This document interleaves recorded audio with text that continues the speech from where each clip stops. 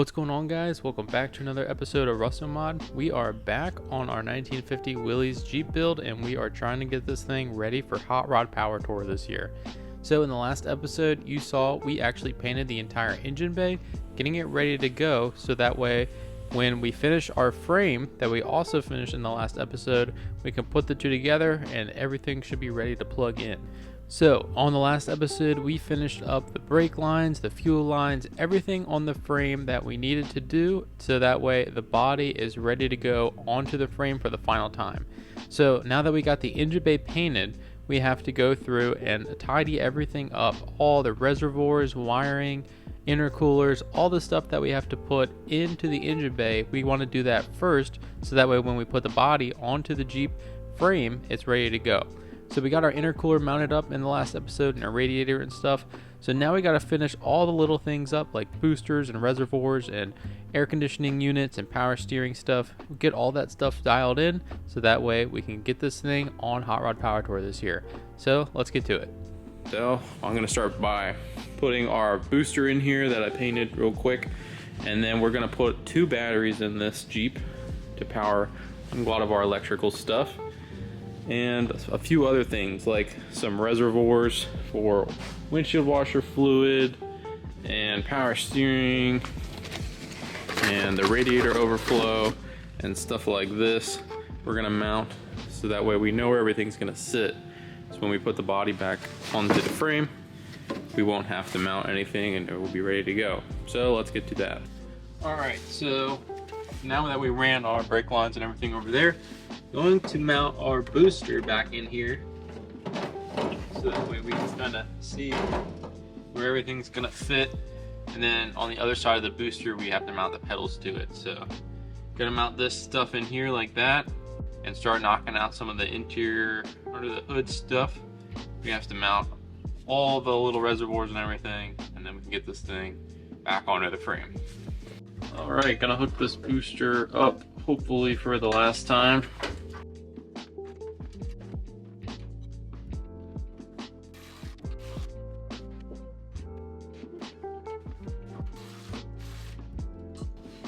Now we are going to have to make a bracket that goes from here to the steering column support. We'll do that later, but as you can see, it has some flex to it. So we want to brace that up a little bit. Alright, so the next thing we're going to do is we're going to mount these reservoirs. So we have the overflow reservoir on this light, and then on the other light we're going to mount windshield washer fluid reservoir. So we are going to mount it on to the back of the headlight bezel here.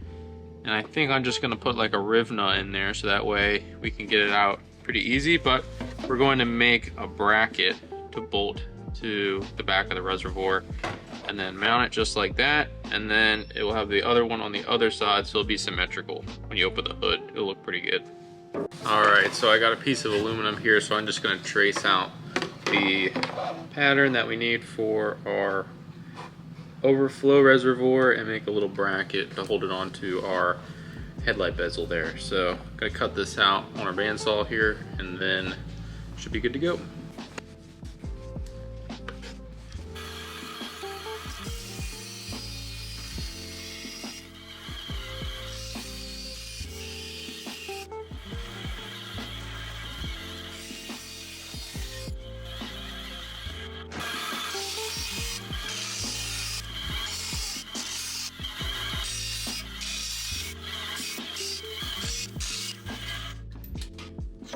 All right, so we're going to upgrade the headlight bulbs while we got them out. We're going to upgrade to a Gila 100 watt high beam, 55 watt low beam, which is the standard low beam. So whenever you're off-road, I think the normal high beam is 65 watts.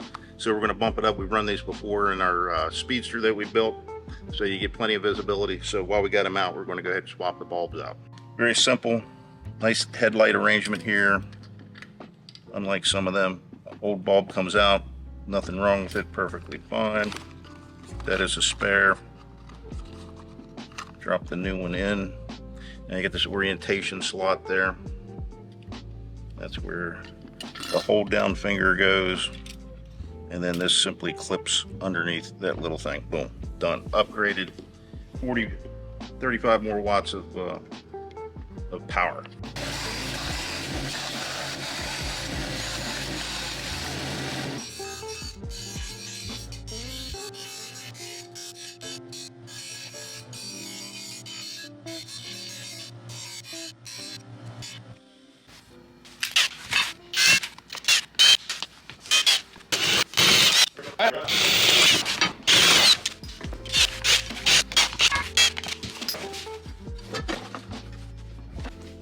Alright, so I just got our bracket made up for the back of this, just bolted it onto there, and then we will drill a hole in the back of the bracket, put a riv nut on the headlight bezel, and then that'll hold this on like that.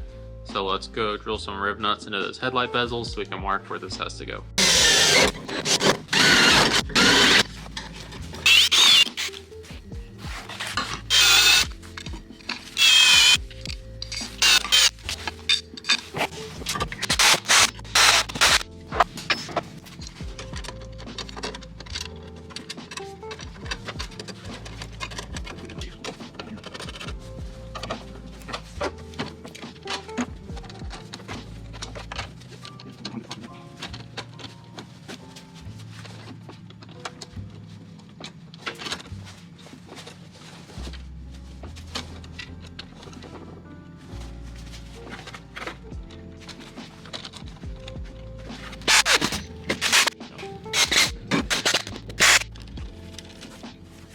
So this just slides on this bracket on the back.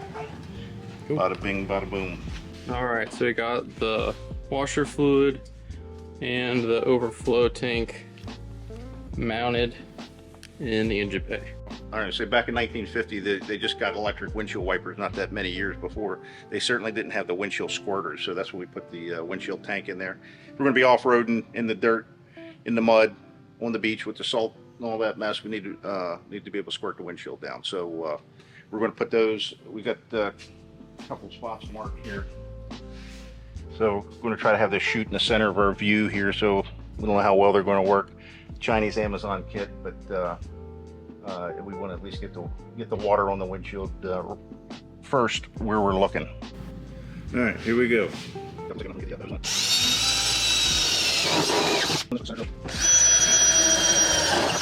So that's the center drill that we're using. So you'll notice it's got a little small starter end on it. They make these in different sizes. You can pick up a set at Harbor Freight for, I don't know, like $7.95 or something like that. But makes a world of difference starting holes, especially in steel. Big drill bits don't start holes very well. The center doesn't cut. So if you haven't bought them, try them. All right, so then we're going to open it up with the regular, or the diameter drill that we need. In this case, it's around 300.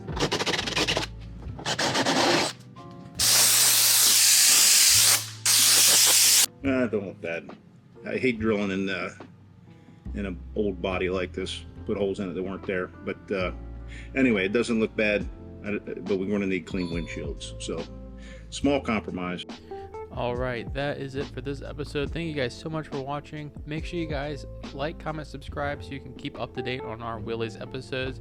Also, check out our Patina Party car show that we're having August 13th at Maryland International Raceway. You'll see all the cars that we're building on the channel there, and hopefully you guys can bring out your rides. So, we'll see you then.